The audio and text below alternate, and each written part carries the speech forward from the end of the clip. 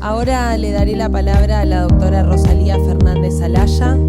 La doctora Fernández Alaya es magistrada de la Audiencia Provincial de Las Palmas y juez desde 1987. Fue la primera mujer elegida para un Tribunal Superior de Justicia en España. Su carrera se ha enfocado en derechos humanos, derecho de familia y mediación, con formación especializada en estas áreas y estancias en tribunales europeos. Es observadora experta en la Conferencia de La Haya y participa en diversas revistas jurídicas y programas educativos.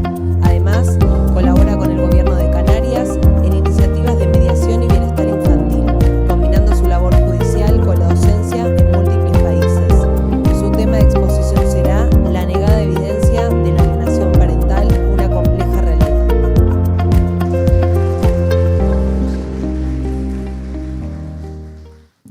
Muchas gracias. Buenas tardes a todas y todos.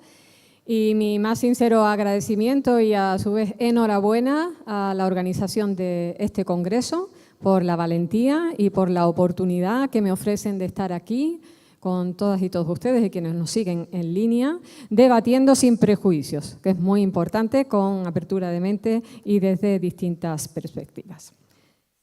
Bien, ya comprenderán, y quien no le sepa les digo, en España este es un tema muy polémico. Podríamos decir que incluso el término alienación parental es prácticamente tabú, pero aquí me tienen hablándoles de lo que yo estimo que es una negada evidencia. Podríamos decir, como en su día se atribuye a Galileo cuando tuvo que negar que la Tierra giraba alrededor del Sol, eppur si muove, y sin embargo existe, diría yo. Nos encontramos, yo les voy a hablar desde la perspectiva de una magistrada, de una juez de ya bastantes años de experiencia en el ámbito familiar.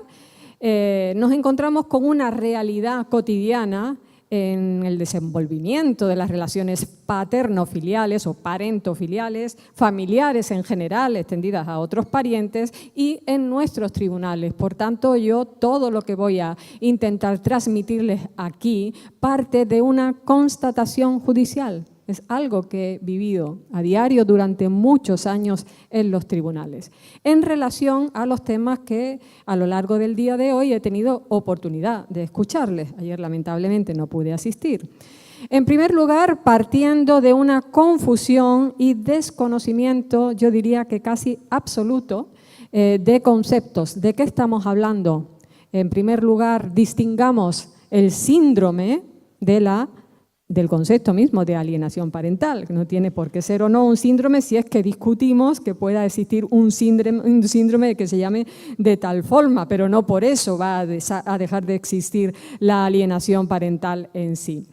En segundo lugar, en artículos, informes, incluso a nivel internacional que vemos y lo que se transmite a tribunales, al menos en Europa, en España, ya digo, a nivel internacional también me referiré, es una consulta sesgada, totalmente parcial de fuentes. O sea, no se acude a examinar la cuestión desde un punto de vista interdisciplinar y global y complejo como es el fenómeno, sino partiendo de, todos podemos hacerlo en un momento dado, somos juristas, yo parto de cortar, decimos allá en España, cortar y pegar una frase o un párrafo que me conviene a mi tesis y aquí lo coloco. Y con eso armo un informe rotundo, pero que no se basa realmente en una metodología de trabajo científico, o sea, lo que es realmente una cientificidad en la exposición y en el argumento, en malas prácticas derivadas de todo esto, de la cita de fuentes, del sesgo, en una indebida simplificación de un fenómeno que es muy complejo y en sesgos, que también se ha comentado algo aquí, ideológico-dogmáticos. ¿Y por qué hago énfasis en este último punto? Por el dogma, más que por la ideología, por el dogma. O sea, el llevar al extremo de cualquier cuestión, cualquier concepto, cualquier idea al término de cuestión de fe, para mí ya de entrada no es válido, y mucho menos en una materia como la que hablamos. Así llegamos a una triste conclusión. Ha quedado, a ver, que se ha quedado atascado el PowerPoint. Ahora, gracias. Y es que en casi todos estos trabajos yo hago la pregunta, pero realmente estos trabajos, o por lo menos en lo que yo he tenido oportunidad de estudiar y examinar, es que se parte de considerar que no es posible instrumentalizar a los hijos. Es decir, que la instrumentalización de los hijos no existe. No existe. Y parten de dos presupuestos básicos.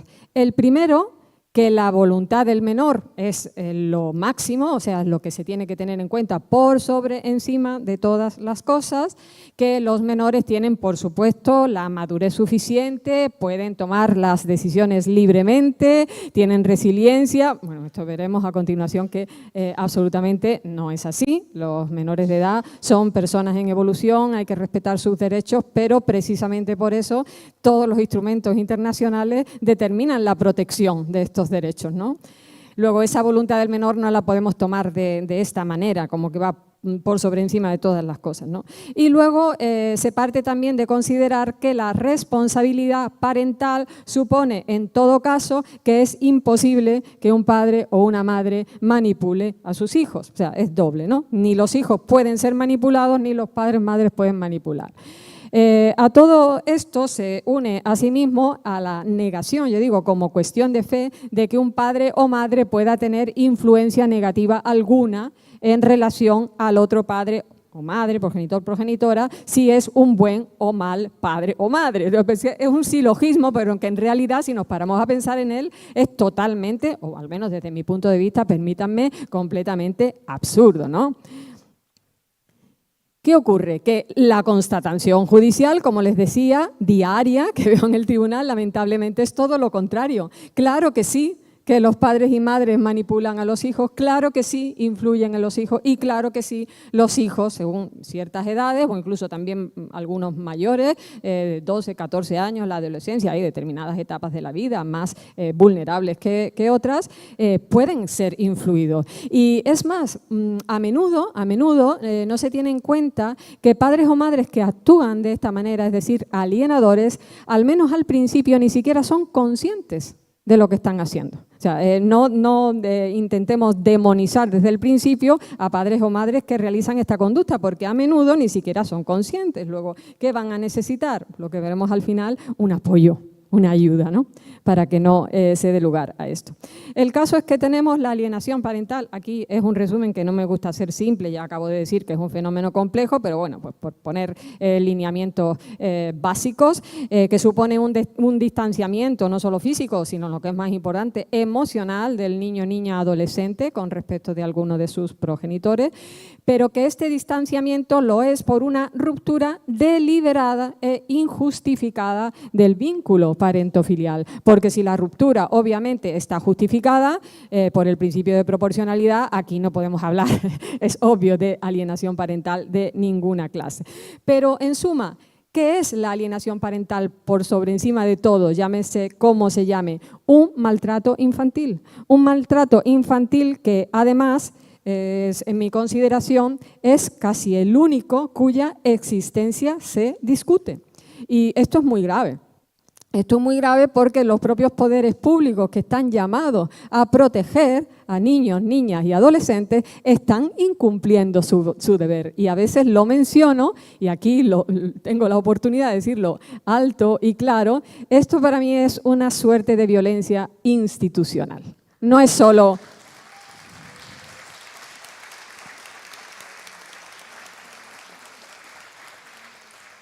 Gracias. No es solo el padre o madre que se conduce de esta manera, no somos solo los jueces, los abogados o los profesionales, es una suerte de violencia institucional. Porque cuando se produce una ruptura de pareja con hijos, hay una serie de efectos que involucran a las personas y esto es inevitable, o sea, entre los miembros de la pareja, solo las relaciones interparentales, con los hijos, con otros parientes, con allegados y todo este conflujo de relaciones tan complejas que hay en lo personal, vienen a veces, no siempre, a influir en esas conductas del padre o madre, que a veces vienen, se ha dicho también a lo largo del día de hoy, de otras personas. Pueden venir de abuelos o abuelas, pueden venir hasta de amistades íntimas, ¿no? Y puede ser que en medio de todo este entramado conflictual se sitúen oponiéndose entre sí, incluso a los hermanos. Entre los propios hermanos. Puede ser que uno esté del lado de un papá y el otro del lado de la mamá o viceversa. Y ojo, que no solamente se da en relaciones biológicas, que se ha hablado mucho aquí de la biología, también en situaciones adoptivas. También se da, ¿eh? Y se da no solo cuando hay una ruptura ya que desemboca en divorcio, sino en el seno de familias que conviven, siguen conviviendo, pero que tienen esta dinámica relacional que sitúa a los niños ante conflictos de lealtades. Es el caldo propicio para una conducta alienadora. Por lo tanto, es muy, muy importante gestionar los conflictos familiares adecuadamente. Y en eso debemos estar involucrados todas las personas, todos los profesionales que trabajamos con familias, pero fundamentalmente lo que se les tiene que ofrecer es los medios adecuados, es decir, tanto apoyo en formación, apoyo en habilidades parentales, de corresponsabilidad parental, y en lugar de retroceder, permítanme, en todos los avances que se han hecho, se mencionaba también hoy, la doctora Úrsula, creo, todos los avances en corresponsabilidad parental, pues no pensemos que ahora de un día para otro los papás no pueden asumir las responsabilidades de nada una vez que rompen con sus parejas. Y esto lo digo igual, papá, mamá, mamá, mamá o papá, papá, es exactamente lo mismo. Y también porque es muy grave que el vínculo se rompa, además de con el padre, también se ha explicado aquí, no quiero repetir, con todo el linaje paterno o con todo el linaje materno. Bien, la dinámica progresiva de la alienación parental es algo que constatamos también en los tribunales de familia. Yo lo llamo pues algo como un fenómeno silencioso, que es como poco a poco, que casi nadie se da cuenta, hoy el niño está enfermo, mañana es que no tiene ganas, el otro es que ha quedado con unos amiguitos, son con situaciones o reacciones como muy sutiles que casi nadie se da cuenta. Y es muy difícil, desde luego, detectarlas, ¿no? Pero que vienen a desembocar en el hecho del apartamiento del menor, de la menor, de su padre o madre, sobre todo en momentos críticos del conflicto, que son fundamentalmente antes de la ruptura, aun cuando haya convivencia, cuando el conflicto se judicializa y luego cuando hay ya una decisión judicial. Eso, digamos, en grandes rasgos, serían los tres momentos clave o críticos de un conflicto en los que hay que actuar. Como profesionales debemos actuar. En esos momentos críticos en que el menor, quieras que no, está expuesto al conflicto, pero que hay que intentar abstraerlo, o sea, protegerlo de manera en que no se involucre al niño, la niña, en ese conflicto y sobre todo que no se le haga tomar partido absolutamente por nadie. Porque ahí, en esos momentos críticos, es donde tienen lugar fundamentalmente las conductas alienadoras, es decir, la influencia en el niño o niña para alejarlo. Normalmente es el progenitor guardador del otro, pero también puede ser al revés, ojo, también puede ser que no sea el progenitor guardador, sino el no guardador el que influya. O en la prevención del contacto. La prevención del contacto tanto puede ser por la actitud del propio progenitor o progenitora que impida esas relaciones, como de las órdenes que desde el juzgado, desde los tribunales, se den para alejar a los niños, para suspender las visitas o todo el haz de medidas que se pueden tomar provisionales o definitivas en algún caso que tienden a romper ese vínculo. Obviamente no es que el tribunal esté alienando, pero está contribuyendo en algunos casos a la alienación, siempre que no esté justificada de un momento esa suspensión de la comunicación. Se llega a modificar tanto la la percepción del niño, niña o adolescente, que ya es el propio niño o niña el que rechaza. Entonces ya es muy fácil decir, es que mi hijo o mi hija es quien no quiere estar con su padre o con su madre, y se produce la ruptura del vínculo hasta el extremo, que ya lo más perjudicial es cuando se denigra al otro progenitor, porque ahí sí que es muy difícil lograr la revinculación. Bien, pues con este panorama muy, digamos, en general, porque por el tiempo no podemos entrar mucho en ello, sí me voy a referir a la situación que tenemos en España, a los lineamientos doctrinales y de experiencia que existen a nivel europeo y finalmente a alguna jurisprudencia del Tribunal Europeo de Derechos Humanos que, como veremos, va totalmente en contra de esta corriente negadora. En primer lugar, este artículo que les acabo de poner en pantalla lo tenemos introducido desde el 2021 en la legislación española, de tal modo que, como ven, se nos prohíbe basar cualquier tipo de actuación o decisión en el llamado síndrome de alienación parental. Bueno, podemos decir, bien, es que el síndrome en sí no existe, luego no hay problema, pueden ustedes seguir hablando de alienación parental, pero no, porque el propio legislador y las instancias públicas confunden una cosa con la otra, y no solo el concepto de alienación, sino cualquier referencia que pueda asemejarse. Por ejemplo, si queremos hablar de interferencias parental, pues de repente también ahí tenemos el choque. Si hablamos de manipulación parental, ahí también tenemos el choque. Si utilizamos otra terminología como el gatekeeping, ahí también tenemos el choque. Luego, con esta dicción legal, en realidad se está como queriendo atar manos y pies a profesionales que podamos decidir en conciencia y valorando todas las circunstancias. Obvio que no podemos presumir, pero ni esto ni nada. Nos tenemos que basar en pruebas, ¿no? No podemos presumir ni síndrome ni no síndrome, nada. Hay que ver la situación individualizada. Y en este sentido suele unirse, aunque no necesariamente, esta prohibición legal con otra reforma que hemos tenido también recientemente, por la cual se dictamina que hay que suspender las visitas y, si las hubiera, retirarlas cuando el padre, aquí es referido solo al padre, esté incurso en un procedimiento, en general, pues todo lo que llamamos violencia de género. Incurso, fíjense que no estamos hablando de que esté condenado o no, sino incurso. La mayoría de tribunales en España interpretan que esta suspensión es automática. Luego, desde que se dictó la ley, hubo multitud de suspensiones automáticas de visitas solo por la denuncia. Sin tener en cuenta, hubo después una cuestión de constitucionalidad y así lo aclaró, que el siguiente párrafo del mismo artículo dictamina que el juez podrá decretar la relación, o sea, el régimen que considere oportuno a la vista de una valoración de la situación parentofilial. Bien, nos quedamos en la primera parte, digamos, en lo fácil, suspendo, pero no nos molestamos en la segunda. Yo percibo que hay mucho miedo en mi colectivo profesional y otros, y lo veo hasta cierto punto lógico, porque claro, tenemos lamentablemente una lacra, no podemos decir que no existe la violencia de género, claro que sí, que existe, y con la idea de prevenir situaciones ya irremediables, se prefiere ir a cortar el vínculo de raíz.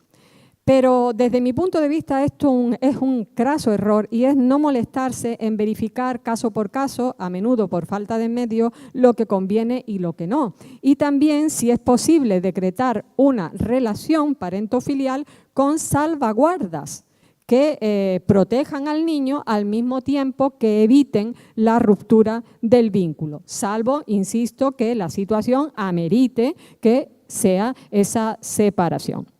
Bien, no sé qué opinarán después en preguntas sobre esta regulación legal que tenemos en España. ¿Cómo le damos los jueces la vuelta a esta dicción legal? ¿Cómo le damos la vuelta? Bueno, pues en concreto en mi tribunal, ateniéndonos a la doctrina del Tribunal Europeo de Derechos Humanos, a las convenciones internacionales que prevalecen sobre cualquier otra cosa y a los lineamientos doctrinales que voy a exponer ya brevemente a continuación.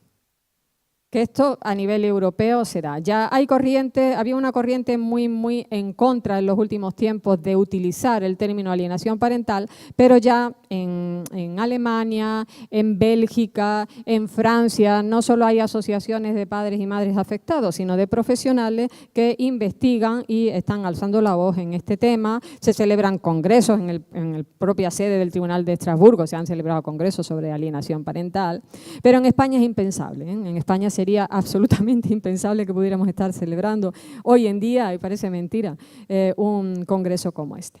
Los lineamientos doctrinales en que nos apoyamos son fundamentalmente estos tres. En cuestión al derecho de los niños, niñas y adolescentes a ser escuchados. Es obvio, un derecho internacionalmente reconocido, pero el derecho a ser escuchado es eso. No es que por encima de todo se tenga que decretar lo que es su opinión, que puede estar sometida a condicionamientos, ¿no? Lo que hay que garantizar es que ese derecho a expresar su opinión sea libre. Justamente es eso, ¿no? Sobre el derecho de niños, niñas y adolescentes a mantener lazos familiares, pues ya se ha hablado de todo ello aquí, no voy a entrar más en el tema, en particular con sus progenitores, por la importancia que tiene el mantener estos vínculos, y yo entendería también con la familia extensa cuando hay, hoy en estos tiempos y siempre, una particular vinculación con determinados miembros de esa familia. Y sobre la definición de violencia. ¿Qué entendemos por violencia? Porque para mí la ley cuyo artículo reformado les acabo de mencionar es contradictoria, porque en otros preceptos nos impone que ha de entenderse por violencia y muy correctamente se nos dice que es todo tipo de perjuicio que se cause al niño, abuso físico, psicológico, emocional. Bueno, pues incluimos aquí, obviamente. Es un tipo de violencia, el abuso emocional, es obvio, ¿no? También no se queda ahí la ley, sino que entiende que hay que promover el buen trato. No miremos solo el bienestar del niño, sino promovamos el bienestar, el buen trato. Luego, para mí, como digo, es contradictoria. Pero es que por encima de todo esto tenemos el interés superior del niño. Y el interés superior del niño no es ni uno, ni lo otro, sino es un conjunto de determinaciones, de lineamientos que a los profesionales y en concreto, en nuestro caso, a los jueces que tenemos que decidir, nos tienen que llevar a determinar en el caso concreto qué es lo mejor. No son los niños los que deciden, no son los padres los que deciden, son los adultos y en este caso los tribunales cuando tenemos que decidir sobre ello. Bien, en cuanto a los pronunciamientos del Tribunal Europeo de Derechos Humanos, que hay muchísimos, aquí les he mencionado solo algunos de los más recientes. Ven que incluso introduje una sentencia que es de octubre del 2024, que aún no es firme, pero la quise introducir para que no se diga, que también se suele alegar, que son doctrinas antiguas, cuando todavía no se sabía que era esto del síndrome, ni de la alienación, ni nada, ¿no? Poco más o menos que los jueces del Tribunal de Estrasburgo no tenían ni idea de qué están hablando. Bueno, pues supongo que algo habrán aprendido si a día de hoy, en octubre del 2024, en sus propias sentencias están reconociendo situaciones de alienación parental. Pero ¿qué ocurre? Que realmente el Tribunal Europeo de Derechos Humanos no nos va a decir si existe o no existe un síndrome, si hay o no hay, si se llama o se deja de llamar. Lo que el Tribunal Europeo está analizando en estos pronunciamientos es el cumplimiento del artículo 8 del Convenio Europeo de Derechos Humanos en cuanto al respeto de la vida, de la intimidad y de la vida familiar, ¿no? Y al amparo del estudio de este precepto, para decir si hay violación o no, se basa en dos parámetros. Por uno es el de no injerencia, se comentó hoy, el no obstaculizar las relaciones con los hijos Por lo tanto, no tomar una actitud que vaya a restringir en ningún modo injustificadamente esa relación, pero para mí, mucho más importante, lo que impone es obligaciones positivas a los estados, a los poderes públicos. Es decir, oiga, no basta con que usted no se inmiscuya o que no obstaculice, sino que ustedes, poderes públicos, y ahí nos incluimos como Poder Judicial, la Judicatura, al menos en España o en Europa, y yo creo que en todo lugar del mundo, tiene usted que hacer todo lo posible por mantener ese vínculo, o si se ha roto o si se ha expandido, por revincular. Y eso es lo que dictamina el Tribunal Europeo en todos estos casos que aquí les menciono y muchísimos más. Son todos ellos, indistintamente hay de padres o madres. He cogido una muestra para que no se vea que no solamente se está hablando de madres o solo de padres. En algunos hay secuestro parental, en otros no, pero en todos hay de base una situación de padre-madre alienador, alienadora y padre-madre alienado. Y muchos años en los que esos niños, niñas han estado privados del contacto parento-filial. ¿Qué ocurre? Que cuando llega al Tribunal Europeo de Derechos Humanos, lamentablemente ya lo único que puede hacer el tribunal es otorgar una indemnización a cargo de los estados. Y digo lamentablemente porque la relación se ha roto. Tan solo he visto en los últimos tiempos 2 sentencias en los que el tribunal determinó que aún se estaba a tiempo de hacer algo y entonces ordenó que el Estado intentara esa revinculación. Pero en todos estos, yo creo que en todos no hay, menos uno, creo que hay uno en que sí ordena algo más. En todos los demás es una indemnización, gracias, una indemnización económica la que viene a determinar, y digo yo, es que se compran los afectos. Se puede comprar el amor de un niño, de una niña. ¿Cómo restauramos todo esto? Aquí entrarían otros métodos que tendríamos que utilizar para recomponer de algún modo, no ya siquiera la relación, sino la vida de esas personas, la vida de estos niños, de estas niñas.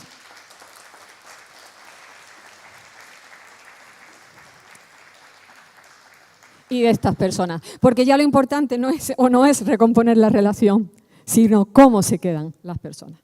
Bien, y concluyo con 3 cuestiones o las que pretendo llamar la atención y hacer el llamamiento desde esta tribuna que se me ofrece. Prevención, detección y corrección. En primer lugar, estamos llamados todos, judicatura, pero todos los que trabajamos en este ámbito, a realizar campañas y jornadas y todo lo que se ofrezca sobre sensibilización social, sensibilización y adecuada actuación de los poderes públicos y un abordaje interdisciplinar de conflictos familiares. Y decir también alto y claro cuando no estamos de acuerdo con algún informe, por muy de prestigio que se llame. Aquí me voy a referir, luego podemos comentar o particularmente si quieren, al informe de la relatora especial de la ONU cuando se refiere expresamente a la inexistencia de la alienación parental o cuando alguien interpreta que no existe la alienación parental porque la OMS no lo incluye como enfermedad. Pues oiga, me da igual que sea o no sea una enfermedad, la OMS no me está diciendo eso, simplemente está determinando o concluyendo que no lo incluye en el catálogo porque entiende que ya lo que ocurra es una categoría de relaciones, problemas de relación padres-hijos. Oiga, pues me da igual, pero no está diciendo que no exista. En tercer lugar, en cuarto lugar, la garantía de expresión del derecho del niño a ser oído, pero sin condicionamientos, y ahí entra actuar cuando se necesite. Y por último, el modelo del consensus parental en los tribunales, que es un modelo que estamos intentando implantar en España a través de la asociación, una de las asociaciones a que pertenezco, GEM España, que se basa en una participación activa del juez desde el que el conflicto se judicializa, muy cercana a la familia, que intenta desde un principio actuar en las fases críticas del conflicto, con todo el abordaje interdisciplinar. Es decir, es un modelo anclado en tribunales. Dicen, bueno, pero ¿qué tienen que hacer ustedes los jueces con esto? Pues claro, pues porque me han traído el asunto al tribunal, algo tendré que hacer, ¿no? Para intentar prevenir, detectar si se dan esas conductas y no llegar a los casos más extremos en que no se puede hacer nada con la alienación. Entiendo, es un modelo que se podría explicar más en profundidad, pero no tengo obviamente el tiempo. Quedo a disposición de todos ustedes para ello y pienso que tenemos la oportunidad de actuar juntos y lanzar esta protección frente a la alienación parental. Perdón, porque se me fue la última. Aquí está. ¿Esta? Ahí. Bien. Termino con esta frase de uno de mis autores de cabecera, Antoine de Saint-Exupéry, que en la vida no hay soluciones, sino fuerzas en marcha, somos todos nosotros esas fuerzas, es preciso crearlas y las soluciones. Bien, muchísimas gracias y buena tarde.